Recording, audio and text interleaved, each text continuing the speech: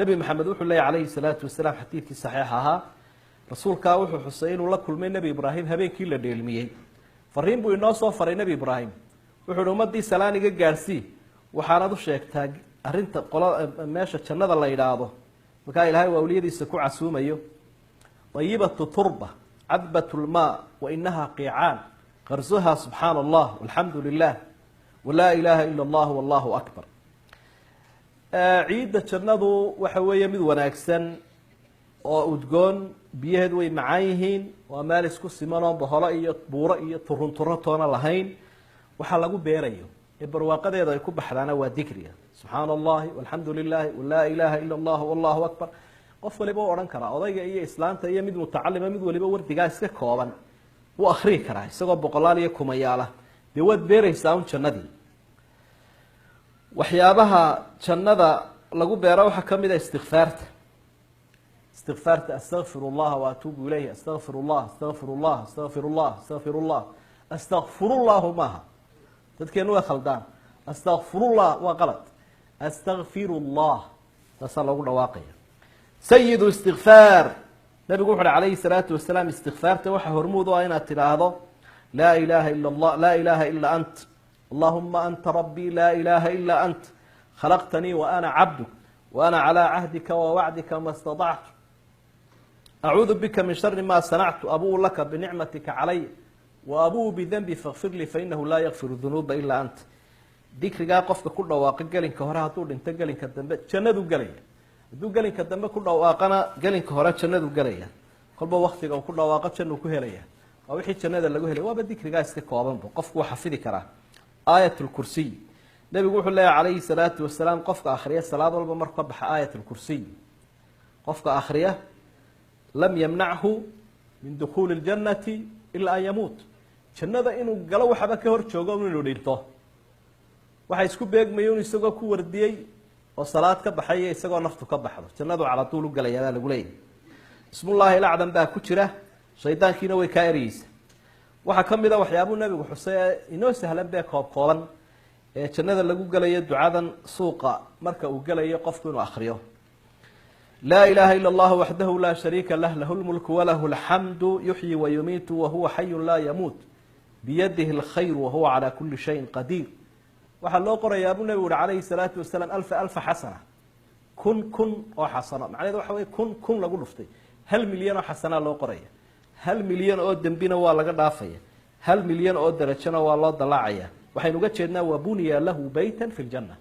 gurina jannada looga sii bineeyay Soomaad jeclayn hadii meel aad soo degayso guri goglan oo salaxan oo guryaha ugu qaalisan ee ugu raaxo badan uu sii diyaarsan yahay gurigaas hadii aad intaas ku wardido aad akhriyayso waxyaabaha cajiibka ah ee inoo sahlana jannada wadooyinkeeda waxa kamid ah su'aalu janna inay ilaahay barina jannada ama af carabi ku bari ama af soomaali ku bari luqadda taqaano ku bari ilaahay luqadaha dhan isaga ayna baray subhanahu wa ta'ala rasuulku wuxuu sallallahu alayhi wa sallam waa xadiis saxiix albani silsiladiisa saxiix kaga dhigay hadii qofku uu 7 jeer yiraahdo ilaahay uu naartaan ka magan galay ilaahay uu naartaan ka magan galay af carabi iyo af soomaali mid ku doonaya ku lahaa 7 jeerna yiraahdo ilaahay jannadan ku weydiistay naartiiba hadlays waxay leedahay ilaahay oo adoonka iga ka magan galay ka badbaadi iga badbaadiyo iga jooji Allah aqbalay ilaahay oo adoonka ka weydiistay halkan keen bay leedahay jannaduna ilaahayna subhanahu wa ta'ala isaga u fasaxay uu ku geynaya hay ku yeelaysay 7 jeer inaad ku celiso waxa kamid ah qowlu la ilaha illa allah bala shahaadadii suuqa yeelatay dad badan baa haystaa shahaadada in lagu islaamo la joojiyo intoo lagu islaamka lagu soo galo furaheedii ay tahay in halka la iska xiro shahaadadu waa wardiga ugu qaalisanba wardiga aad baalal ku yeelanayso ilaahay xaqiisa u duulaysa waa shahaadada marka intaad kari kartaad badinaysa la ilaha illa allah la ilaha illa allah la ilaha illa allah la ilaha illa allah la ilaha illa allah النبي عليه الصلاة والسلام وحاول حديث صحيح من كان آخر كلامه لا إله إلا الله دخل الجنة قفك مركي نفته كسي بحيثه لا إله إلا الله انت كل واقع جند وقلي يا ابو النبي عليه الصلاة والسلام ساد لا دد بهبونتي انت انو دد كسي دمنا يحيي جلهاي ولا مثال هبل كلهاي هبل محاد سينيسا aniga maxaad siinaysaa yeena ana shahaadada seejin oo ayna ka xaraajin mid baaba laga yaabaa inuu ku xanaaqo u ihahdo maanaa dhaxalkayga usoo dhigato sidaa ku ashahaado seego marka waxaa muhiima laa ilaaha ila allah laa ilaaha ila allah laa ilaha illa allah in la badiyo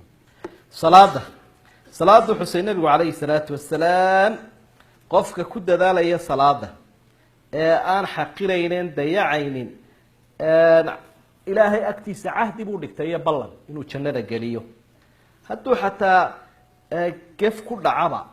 gef ba ha ku dhacee ilaahay agtiisa ballan buu dhigtay qofka tukanaya inuu jannada geliyo sidoo kale jannada inuu ku gelayaa buu nebigu xusay calayhi salaatu wasalaam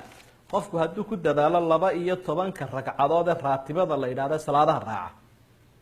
2 ragcadood oo ka horeeya subaxa 2 ragcadood oo duhurka ka horeeya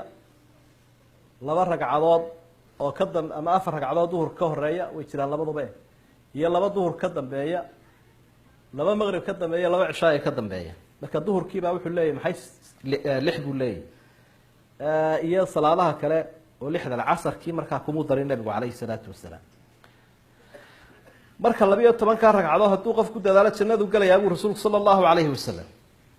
waxa tobnaad oo waxyaabaha jannada lagu galayaa man khutima lahu bisiyami yawmin dakhala aljanna xadiisna saxiix xudayfa warinayo qofka isagoo sooman khaatumadiisa soomo u dambeeyo maalinka ama sooman ama maalmaha u dambeeyay soomayay soonku fadligu leeyahay jannadu ku galaya infaaqa isaguna lamida oo ka 11aad wax bixinta iyo shayga deeqda nabiga calayhi salaatu wasalaam waqtigiisii magaalada madiina waxa ku yaalay ceelaad u biyo badan oo bulshadu ay u baahnay Roma la oranay biyo Roma marka ninkii lahaa uu nabigu ku il jannada ma ku iibsano umada maadsiin wax kale aan haynin buuriyo inta waan u baahana Uthman ibn Affan radiyallahu anhu wa ardaahu ayaa ka iibiyo ninkii lacagtiisii siiyay lacag markaa qaali ahayd ayuu ka bixiyay 35 dirham oo qiimo waqtiga lahaa laakiin nabigu afka u soo dhuubayo wuxuu yiri ceelkan isaga ah haddii aan bixiyo ma ku helayaa ishii aad sheegaysay ninkii uu ku heli lahaa ila waadiga yiri haddaad ceelkan bixiso isha jannadaad ku helaysaa haa waad ku helaysaa buu daba ilaahay daraadii baan u waqfay marka in dadkan haraaday ee xiiqeed duruuftu ah si ceelal biyo loo qodo oo la siiyo wixii la heli karayo iyo sadaqada sheekhuba markii dhaweyd idin sheegayay waxa uu qiimo badan weyn noocyadeeda kala duwan biyahana si fadli badan waxa la 12aad oo wadooyinka jannada kamid ah al-hifz ala birri al-walidayn labada waalid samafalkooda aad loogu dadaalo labada waalid samafalkooda aad loogu dadaalo Aisha waxay tirahdeen baan ku riyooday inaan jannada galayo quraan la akhriyo baan maqlay markaasaan waayo qofka quraanka akhriyay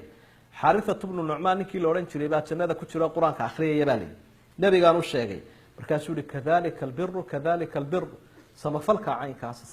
caynkaas ninkaas in waalidkiisii u samafali jiray buu ahaado samafalkaas uu ku helay aljannatu tahta aqdam al-ummahat